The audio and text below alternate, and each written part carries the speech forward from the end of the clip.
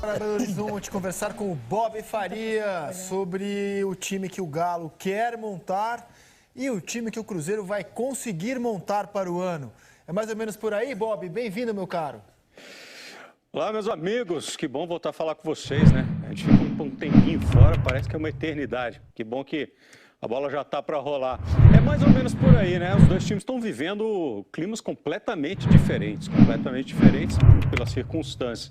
No caso do Atlético, o Rafael Dudamel tá botando ali pressão nos treinamentos. Mesma coisa de sempre, ninguém consegue ver treinamento. Dá para ver os caras fazendo aquecimento. Se você vê o cara fazendo aquecimento ou fazendo ginástica, vai para academia, não vai ver treinamento de time de futebol, né? Então não dá para saber exatamente o time que ele vai colocar em campo. Mas, baseado no que o Atlético teve de desempenho no final da temporada passada, na base do time, alguns reforços e uma ideia de jogo que a gente pode projetar, dá até para pensar numa possibilidade de time para o Atlético. Seria o Galo dos sonhos, se tudo aquilo que o clube tem feito no mercado der certo, evidentemente. Então seria Vitor, Guga, se ele permanecer, porque tem interessados, o Hever, o Igor Rabelo. O time sonha com o Guilherme Arana, uma notícia mais fresquinha da semana.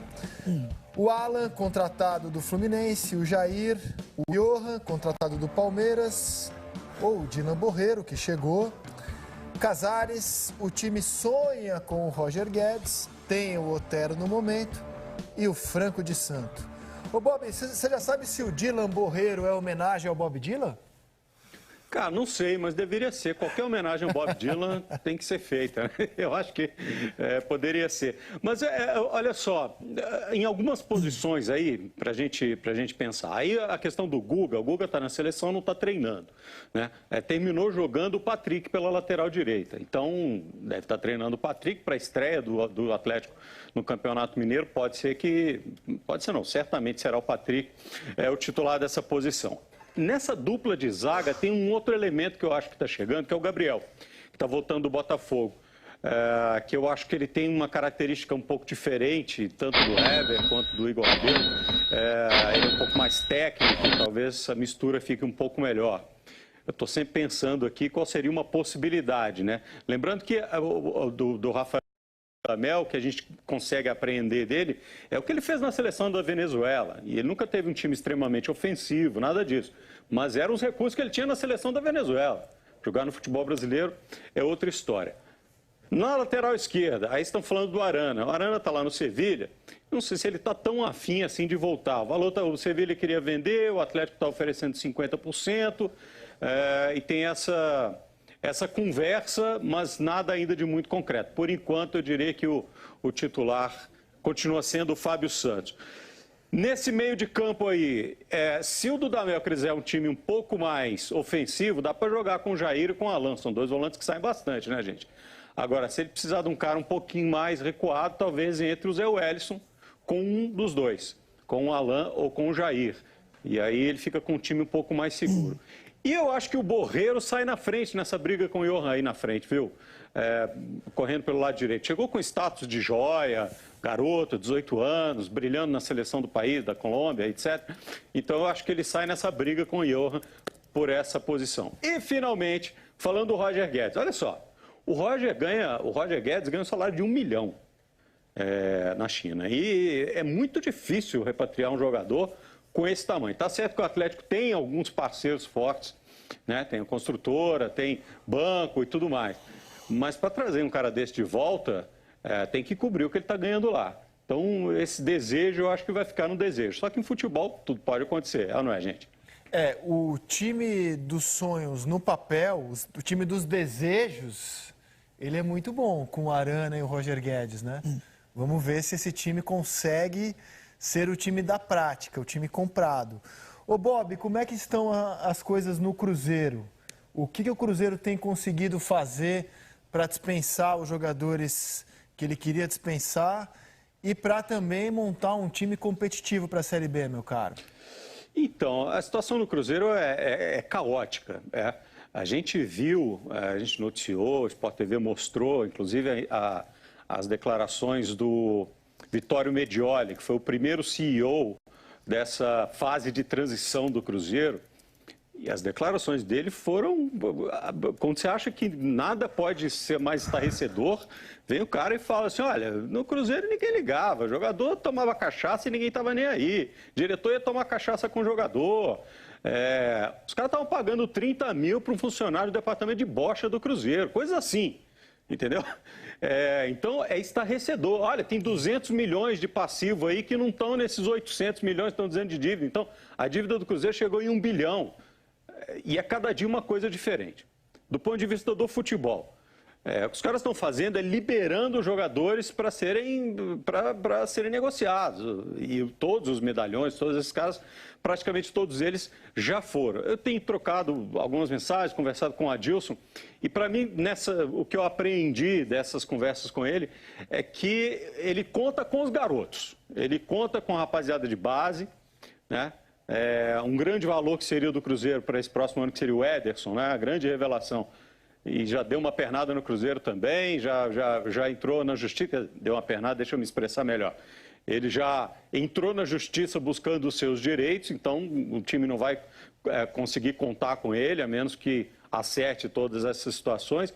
Então o Adilson conta com garotos e um ou outro medalhão, entre eles o Fábio, que ontem publicou numa rede social dizendo, olha, se alguém tem dúvida da minha lealdade ao Cruzeiro, quer dizer o seguinte, desde o último jogo já estava decidido que eu ia ficar no Cruzeiro e vou ficar no Cruzeiro. Palavras do Fábio. Então o Fábio permanece. Mas ele está sofrendo para tentar achar um time e vai basicamente com um time de garotos para o Campeonato Mineiro. Tentou aí uma especulação, tentou o Foguinho, né, um volante bastante versátil ali do Criciúma. O Criciúma disse que não liberaria, enfim, tem essas especulações, tem a história do Jean e do Guerra em troca do Orejuela, mas ainda também é uma coisa muito incipiente.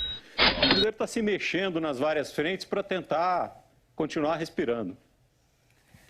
Você tem conversado com a galera lá, Roger, do Cruzeiro? Rapaz,